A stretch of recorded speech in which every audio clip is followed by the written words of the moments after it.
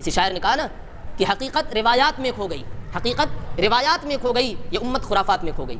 حقیقت تو اس قرآن کے اندر رکھی ہوئی ہے، حقیقت جو سچائی ہے وہ رسول اللہ صلی اللہ علیہ وسلم کی تعلیمات کے اندر رکھی ہوئی ہے۔ یہاں پر ہمیں کچھ نہیں نظر آتا۔ کہاں نظر آ رہا ہے؟ بوتل میں، سورج پر، چاند پر، لکڑی میں، بکرے کے جسم کے اوپر، بدن پر، وہاں پر اللہ لکھا۔ یہاں نظر آ رہا ہے اللہ ہمیں نظر ابھی تک مسجدوں میں نہیں آیا، اللہ ہمیں پڑھتے ہوئے قرآن پڑھتے ہوئے نظر نہیں آیا۔ ابھی کل پرسوں آج ہی شاید اس نے بتایا کہ سوشل میڈیا پر ایک چیز چل رہی، کیا بوتل میں مسجد نبوی کے مینار بوتل میں نظر آ رہے ہیں، ڈیو کی بوتل میں، ڈیو کے بوتل میں مسجد نبوی کے مینار نظر آ رہے ہیں۔ اور یہ شروع کہاں سے ہوا؟ شاید پاکستان سے شروع ہوا، جو اسلامی ملک، وہ بھی بہت بڑا اسلامی ملک اپنے آپ کو کہہ رہے ہیں، وہاں یہاں ہندوستان سے زیادہ جاہلیت ہمیں لگتا ہے وہاں بھری ہوئی ہے۔ بڑے بڑے علماء کرام ہیں بیچارے، کام بھی کر رہے ہیں، راتوں دن کام کرتے ہیں، لیکن عوام الناس کا حال یہ ہے کہ ایسی چیزیں اٹھا کر کے لے کے ایک شوشہ چھوڑ دیں گے، اب لوگ پوری دنیا اسی میں لگی ہوئی ہے، جس کو دیکھو وہی ڈیو کی بوتل دیکھ رہا ہے۔ یہ مسجد نبوی کا پرچار کر رہے ہیں اور ڈیو کمپنی کا پرچار کر رہے ہیں۔ اب ہر آدمی جو ہے ڈیو کی چھوٹی والی بوتل یا بوتل خرید کے لے کے آ رہا ہے اور اس میں جھانک رہا ہے، دیکھیں اس میں مسجد نبوی نظر۔ بھائی میں مان بھی لوں، اگر میں مان بھی لوں کہ اس ڈیو کی بوتل میں مسجد نبوی کا مینار نظر بھی آتا ہے، تو اس سے تمہارے ایمان پر کیا فرق پڑا؟ کیا تمہارا ایمان بڑھ گیا؟ نہیں دیکھو گے تمہارا ایمان ختم ہو جائے گا۔ ان چیزوں سے کیا لینا دینا ہے؟ اللہ تبارک و تعالی نے چمتکار کے لیے اتنا بڑا قرآن ہمیں دیا ہے، اس کے اندر تمہیں اللہ نظر نہیں آتا، اس کے اندر رسول اللہ صلی اللہ علیہ وسلم کی تعلیمات تمہیں نظر نہیں آتی۔ بوتل کے اندر دیکھو گے، سورج کے اندر کبھی تم تلاش کرتے ہو، کبھی تاوے پر، کبھی روٹی پر تم اللہ کا نام تلاش کرتے ہو، کبھی بکرے کے بدن پر تمہیں اللہ نظر آتا ہے۔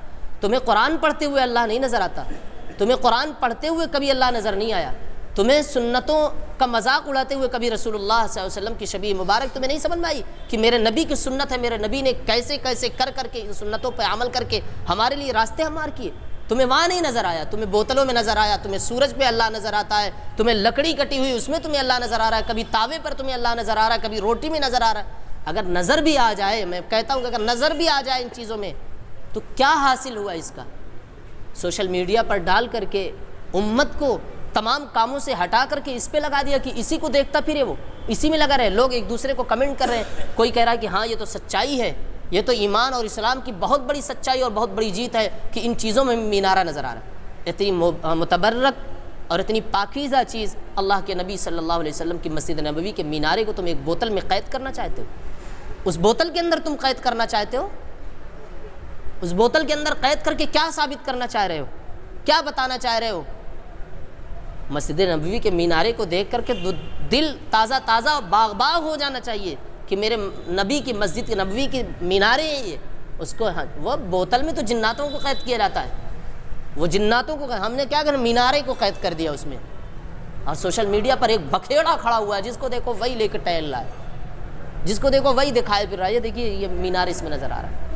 یہ جہالت کی حد ہے، جہالت کی انتہا اس کو کہتے ہیں۔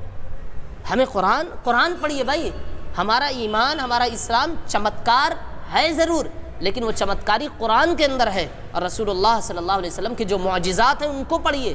وہ اللہ تبارک و تعالیٰ نے اپنے محبوب صلی اللہ علیہ وسلم کو معجزات جو عطا فرمائے تھے، وہ کسی سے کم تھوڑی ہیں کہ ہمیں بوتل میں یہ چیزیں دیکھنے کی ضرورت پڑے۔ قرآن میں اللہ تبارک و تعالیٰ بار بار جگہ جگہ اپنی طرف بلا رہا ہے، اپنے جنت کی طرف تمہیں بلا رہا ہے، جہنم سے ڈرا رہا ہے، وہاں تمہیں خوف نہیں ہوتا، وہاں تمہیں ڈر نہیں لگتا۔ کسی شاعر نے کہا نا کہ حقیقت روایات میں کھو گئی، حقیقت روایات میں کھو گئی، یہ امت خرافات میں کھو گئی۔ حقیقت تو اس قرآن کے اندر رکھی ہوئی ہے، حقیقت جو سچائی ہے وہ رسول اللہ صلی اللہ علیہ وسلم کی تعلیمات کے اندر رکھی ہوئی۔ یہاں پر ہمیں کچھ نہیں نظر آتا۔ کہاں نظر آ رہا ہے؟ بوتل میں، سورج پر، چاند پر، لکڑی میں، بکرے کے جسم کے اوپر، بدن پر، وہاں پر اللہ لکھا۔ یہاں نظر آ رہا ہے اللہ ہمیں نظر ابھی تک مسجدوں میں نہیں آیا، اللہ ہمیں پڑھتے ہوئے، قرآن پڑھتے ہوئے نظر نہیں آیا کہ اللہ کا حکم پڑھتے ہوئے، جہنم کا خوف پڑھتے ہوئے دل تھر تھر کانپ اٹھے۔ اللہ تبارک و تعالیٰ نے کہا کیا ایمان والوں کے لیے ابھی وہ وقت نہیں آیا کہ قرآن پڑھ کر ان کے کلیجے کانپ اٹھیں؟ کیا کہا؟ کیا ایمان والوں کے لیے ابھی وہ وقت نہیں آیا کہ قرآن وہ پڑھیں یا اللہ کے حکم کو پڑھیں و سنیں تو ان کے دل کانپ اٹھیں؟ تو قاضی عیاض بہت بڑے ڈاکو تھے، بہت بڑے ڈاکو تھے، کہیں ڈاکہ ڈالنے جا رہے تھے، کسی گھر میں ڈاکہ ڈالنے جا رہے تھے۔ جب رات میں پہنچے تو اس گھر میں یہی آیت پڑھی جا رہی تھی قرآن کی یہی آیت پڑھی جا رہی تھی، کوئی تلاوت کر رہا تھا کہ کیا ایمان والوں کے لیے ابھی وہ وقت نہیں آیا کہ ان کے قلوب اللہ کے خوف سے ڈر جائیں؟ تو انہوں نے کہا الآن الآن، وہ وقت آ چکا ہے، اور فوراً وہاں سے واپس ہوئے اور فوراً آ کر کے توبہ کیا کہ اب وہ وقت آ چکا ہے کہ جب ایمان والوں کے دل، ایمان والوں کے قلوب اللہ کے خوف سے ڈر جائیں، کا وہ وقت آ چکا ہے۔ تو قاضی ایاز نے توبہ کیا، توبہ کر کے پھر جب قرآن کی طرف پلٹے تو اللہ تبارک و تعالیٰ نے ایسا علم عطا کیا کہ قاضی ایاز کے لوگ سے نام ان کو جاننے لگے۔ قاضی ایاز، ان کا انصاف بڑا مشہور ہو گیا، وہ قرآن اور حدیث کے مطابق انصاف اور فیصلے کرنے لگے۔ کوئی بھی معاملہ آتا ان کے دور میں تو لوگ کہتے تھے قاضی ایاز کے پاس جاؤ، ان سے فیصلہ کروا لو۔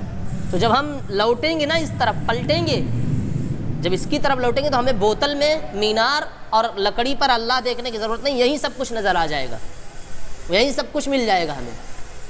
اے پیغمبر، کیا تم نے ان لوگوں کو نہیں دیکھا جو دعویٰ کرتے ہیں کہ وہ اس کلام پر بھی ایمان لے آئے ہیں جو تم پر نازل کیا گیا، اور اس پر بھی جو تم سے نازل کیا گیا تھا، لیکن ان کی حالت یہ ہے کہ اپنا مقدمہ فیصلے کے لیے طاغوت کے پاس لے جانا چاہتے ہیں، حالانکہ ان کو یہ حکم دیا گیا تھا کہ وہ اس کا کھل کر انکار کریں، اور شیطان چاہتا ہے کہ انہیں بھٹکا کر پرلے درجے کی گمراہی میں مبتلا کر دے۔ یہ واقعہ ان منافقوں کا ہو رہا ہے، ان یہودی منافقوں کا جو اللہ کے نبی صلی اللہ علیہ وسلم کے پاس آتے تھے اور کہتے تھے کہ ہم تو مسلمان ہیں، لیکن اپنے معاملات کا حل وہی اپنے یہودیوں کے پاس جا کے کراتے تھے۔ تو اللہ انہیں کہہ رہا، کہتے تو ہیں کہ ہم قرآن پر اور تورات پر ایمان لائے، لیکن اپنے معاملے کا حل کروانے کے لیے اللہ کے نبی صلی اللہ علیہ وسلم کے پاس نہیں آتے، بلکہ انہیں طاغوت کے پاس، طاغوت کہتے ہیں بے حد نافرمان اور سرکش آدمی کو، ان کے پاس لے کر کے جاتے ہیں فیصلہ کروانے، ان کے پاس لے جاتے ہیں فیصلہ کروانے۔ تو ہمیں فیصلہ جو کرنا تھا، اس طرح کی حرکتیں جو سماج کے اندر ہو رہی ہیں، اس کو ہمیں کتاب اللہ اور سنت رسول اللہ صلی اللہ علیہ وسلم میں تلاش کرنا چاہیے کہ یہ چیز اگر ہے بھی، مان بھی لیں ہم تھوڑی دیر کے لیے کہ یہ ایسا ہو رہا ہے، تو اس سے کیا ایمان کا کوئی لینا دینا ہے، اسلام کا کچھ لینا دینا ہے؟ اگر نہیں ہے تو ایسی چیزوں کو اسلام میں کہتا ہے کہ یہ جادو بھی ہو سکتا ہے، استدراج بھی ہو سکتا ہے، اور جادو اور استدراج کا حکم یہ ہے کہ وہ حرام ہے۔ تو یہ جادو بھی کوئی کر کے ہو سکتا ہے ڈال دیا، تو جادو اور استدراج یہ چمتکار نہیں ہے، بلکہ ایمان والوں کے لیے یہ چیزیں بالکل ہی نامناسب اور بے ڈھنگی چیزیں ہیں کہ ان چیزوں کے پیچھے پڑ جائے۔